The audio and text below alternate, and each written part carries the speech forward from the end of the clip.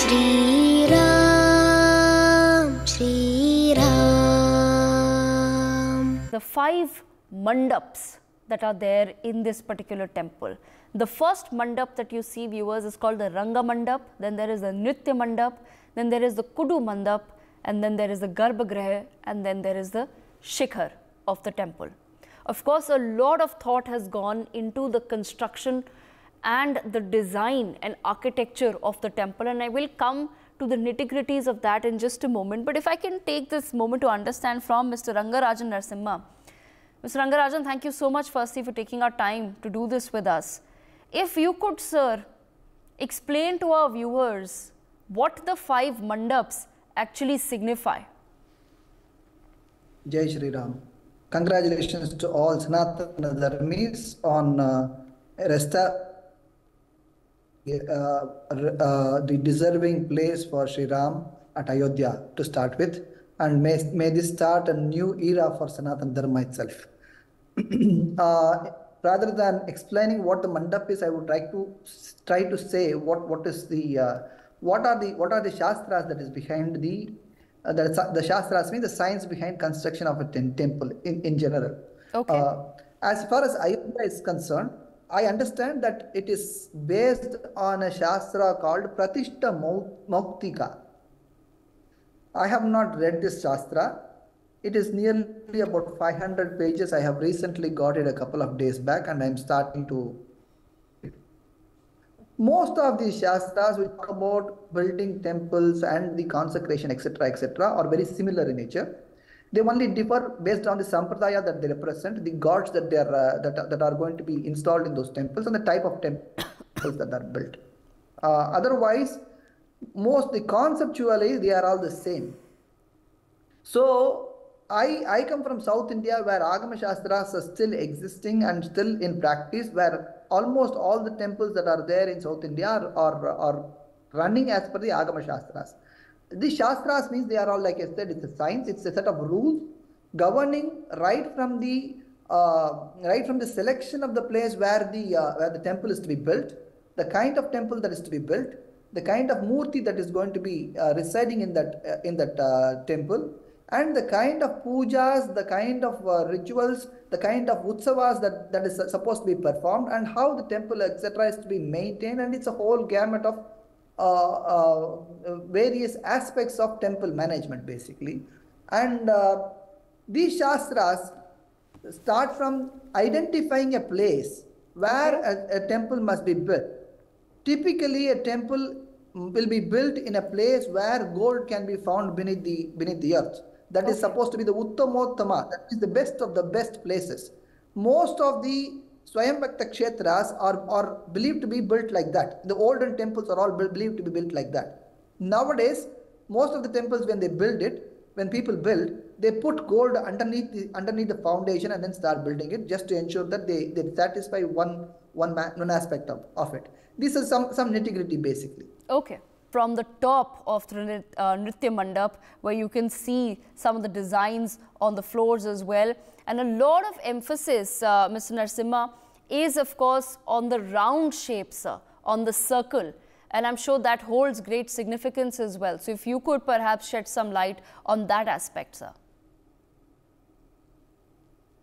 Well, I was talking about the Agama Shastras. Agama Shastras give you the path by which the temple has to be built. Then comes the Shilpa Shastra, which will have to adhere to Agama Shastras and then go do the detailed design. In modern terms, we can talk about architecture and then engineer.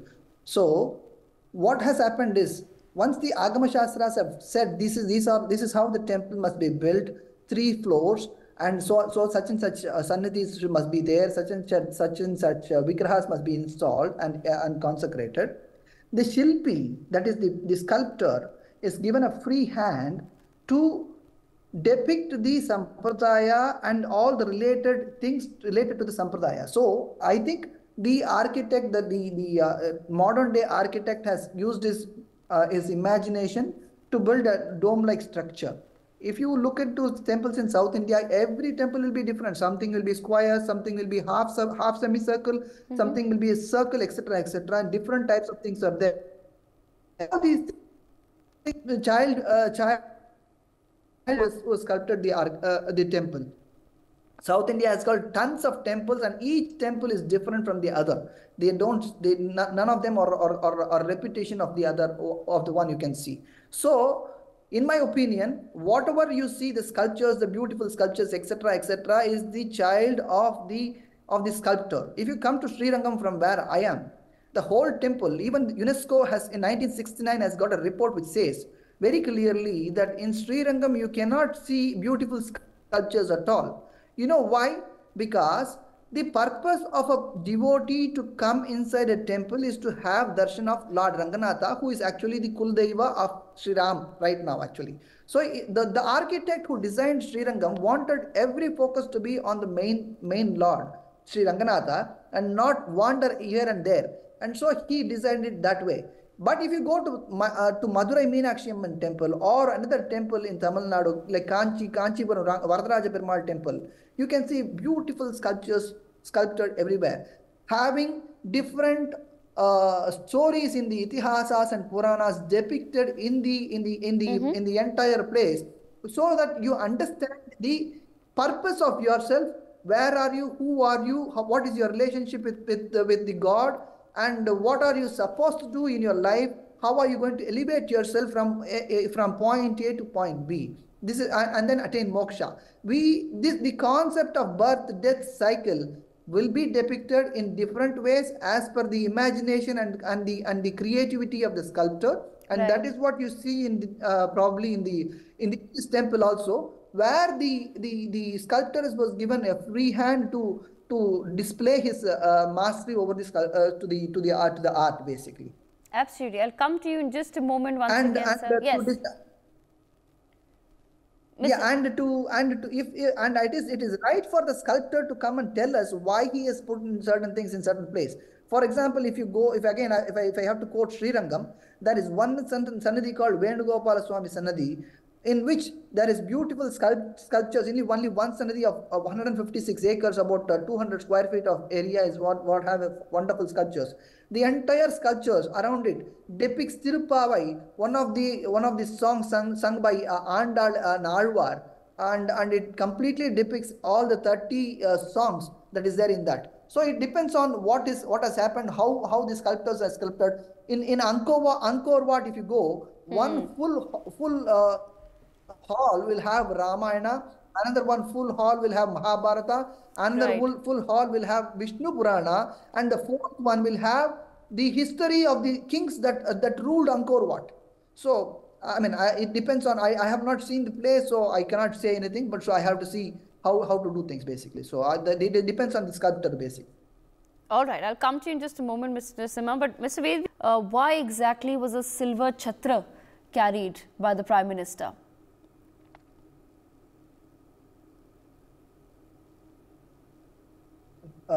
Concepts that are there, which is there as part of it. Before I come to Chhatri, I would like to throw some light on the reclining posture of Sriman Narayana on top of the Garbhagriha, if I may. Yes, absolutely. I'll even, in fact, as we're speaking, I'll put out that photograph as well for our viewers to. Photograph, people can understand what Yes. it is basically. In Valmiki Ramayana, Valmiki very clearly says that Sri Ram had his Kuladeva, Ranganatha has his Kuladeva. Ranganatha is none other than Sriman Narayana in the abode of Brahma in Satyaloka. First, Brahma was given an idol, Vigraha. Before I come to this, we are all Indians. We don't know English, so we use the language whatever we are taught to. I will try to change myself, because when I speak in my mother tongue, I use only Vigraha or Murti, but when it is English, it automatically comes in. So, thanks for correcting that, and I will keep it in mind. Sriman Narayana has given a Vigraha to Brahma for worship, and that is Sri Ranganatha Swami. And Ikshvaku, the king, who had the ability to visit Satyaloka, had once gone there, and then he fell in love with the Vigraha there, and then he prayed to Narada, to Brahma, and Brahma said, you do penance and then prove that you are worth it and I will give it to you. So, and then Ikshvaku did the penance and Brahma gave it to him, and Ikshvaku brought it from Satyaloka to this Bhuloka, this earth. And the subsequent lineage of Ikshvaku were been doing pujas for Ranganatha at Ayodhya. And after the Pattabhisheka, Ranganatha, Lord Rama presented this Sri Ranganatha to Vibhishana, who actually did the installation of that in Sri Ranga. This is what it is. So, to signify this, the architect who has done, the sculptor who has done, who has understood the nuances in Valmiki Ramayana, had rightly placed the reclining posture of Sriman Narayana. It is not Vishnu. Vishnu is an avatar of Sriman Narayana. Sriman Narayana is on the reclining posture, and there is a beautiful poem in Tamil, in Tamil, which is basically Nalayara Divya Prabandham, which says, written by Thirumarisai Alvar, one of the Alvars. It says, Nan Muganai Narayanan Padaitan, Nan Muganum Tan Mugamai Sankaranaitan Padaitan, Yan Mugamai Andadi Melit Tarivithen, Alvalai Sindamal Kolminir Nenderdu. The meaning of this is, the first two lines are important. He says, Nan Muganai Narayanan Padaitan. That means, Nan Mugan is basically the four-headed person. Who is it? Brahma. The Brahma was created by Narayana. This is what Nan Muganai Narayanan Padaitan means. Brahma was created by Narayana. Nan Muganum Tan Mugamai Sankaranaitan Padaitan. Here Shankara means everybody knows, it's Shiva. So Brahma created Shankara. Narayana created Brahma. Brahma created Shankara. And that is how the world was created after that. Exactly this is what is depicted in the Garbhagraha, right on top of Sri Ram Lalla there. You see Mahavishnu, Sriman Narayana lying on a posture, and then you can see Brahma on top from the navel, which on top of a Padma basically, that is lotus there. On top of it you have Brahma who has with his four heads, and next to him a little lower is Shiva. Right, and yes. Because Brahma created Shiva, and on the right hand side you see Garuda, and then the Mahalakshmi is there as well. So the entire Garbhagraha that was there in Ayodhya was depicted by the sculptor, and it is placed on top of Sri Rama, who took a form, avatar of a human being, to teach people how a human being must be living in this world with all the righteous qualities that one has to possess. And in order to attain moksha, that means to go to the abode of Sriman Narayana in Sri Vaikunta. This is number one. Second is that you talked about the Murti of Ram Lalla himself. Around the Murti you have the Dasavatara, and on one side you have Hanuman, and the other side you have Garuda, etc., etc. Garuda is the representation of Vedas. Vedas are Garuda, and Garuda is Veda. Right. So it has a place in it, and so it had a place. Hanuman had Rama and Sita in his heart. He opened the heart and showed it. Everybody would have seen that picture that Hanuman opens his heart and you will see Sita and then. And he is the devote. It's a very sincere devotee of Sri Rama who still lives in Bhuloka as per Sri Sanatana Dharma. When Rama left Bhuloka, Hanuman said, I will stay here and then I will sing your praise. So Hanuman is rightly given a place in the Garbhagraha and in the Murti itself. So these are all the beautiful stories that are carved by the sculptor, and along with all other sculptures. So the whole temple is a storytelling place of what? The storytelling place of our Itihasas and Puranas. And what do Itihasas and Puranas say? Itihasas and Puranas are the explanation of what is there in Vedas. Without Itihasas and Puranas, you will not be able to understand Vedas, because if you read only Vedas, it will have contradictory statements. One will say God is existing, another will say God is not existing. So you have to ensure that you understand it properly. And if you want to understand this properly, you need Itihasas and Puranas' help. And that is what is I can, from this Garbhagraha structure itself, which we have seen right now on on the visuals that we see, we can see that the entire temple would have revolved around the Sri Vaishnava Sampradaya, and which is Sri Ramanandi Sampradaya, which is an offshoot of Sri Vaishnava Sampradaya, which is profounded by Ramanujacharya. Ramananda Acharya actually is a disciple of Ramanujacharya who believed in the Sri Sampradaya. In Ramanuja Sampradaya, it is Narayana and Lakshmi, but in Sri Sampradaya, it is Rama and Sita as the Brahma. So this is exactly what is depicted. Everything else will fall in place once this main concept is there. And I think the sculptor has used this. He has consulted proper Pandits to understand Valmiki Ramayana and has done this job basically. That was such a lovely and what a exhaustive understanding, sir, that you've given to our viewers of what has happened today. And like I said, I'm going to just we'll continue now the sequence of events before I come back to our experts to understand further. After of course, the Ganesh Puja, we saw the Prime Minister entering the Garbhagriha, which of course, once he entered, you can see how they enter through the side, and of course, the curtains were kept closed for the general public. Then inside, let's pause here for a moment. The Prime Minister we saw was given the kush grass and of course a lotus on top, which we're told symbolizes wealth and cleanliness. But I'll bring in Mr. Narasimha back into the conversation. Mr. Narasimha, if you could perhaps shed some light for our viewers on the significance of the kush grass in prayers and pujas in India. It is one of the holiest grasses that one can. It is considered the holiest of all the grasses basically.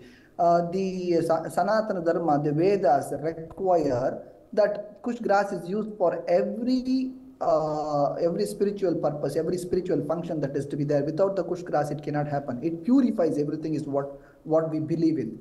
So these kush grasses are all very standard in all Vaidika Sampradaya rituals. It is there. You cannot see any rituals without this thing basically.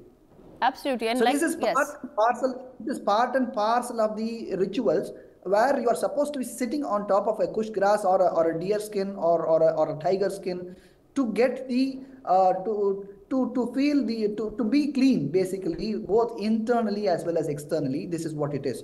I forgot to answer your question on chatra that was used when you asked me about when Prime Minister was bringing in. Yes. Chatra and chamara, these two are symbols of righteous leaders. We all now know, because of the new parliament building, that there was one thing called Sengol which has been installed in the parliament. Yes. The Sengol also a symbol of righteous leadership. How the king will do. Again, in Valmiki Ramayana and Kamba Ramayana and almost all Ramayanas and Sri Vaishnava Sampradaya, Acharyas completely say that during Pattabhisheka, Lakshmana, who did the service for 14 years without sleeping continuously for Sri Rama, took chatra on one hand and chamara on the other hand. Chatra is the white umbrella, which symbolizes the leadership quality of this thing. This is a mark of a respect, basically. And chamara is the one with which you fan basically. This is also a mark of a respect basically. This is given to kings basically. Usually kings have this. And this chatra and chamara are supposed to be like I said, symbol of leadership, which has been done by his slaves basically. The Lord's slaves. Lakshmana was a Lord's slave, and today if you come to South India, you will see in every festival, every Utsava, there will be tons of white umbrellas which will go all over. Everywhere it will be there. On top of the Lord also there will be one, which will be probably either in gold or in silver, but otherwise it will be all on cloth based also. So this is all a mark of greatness basically in the Sanatana Dharma Sampradaya. Well, so thank you for that explanation. And like I said, even the kush grass, I've always seen, of course, my Shri Ram.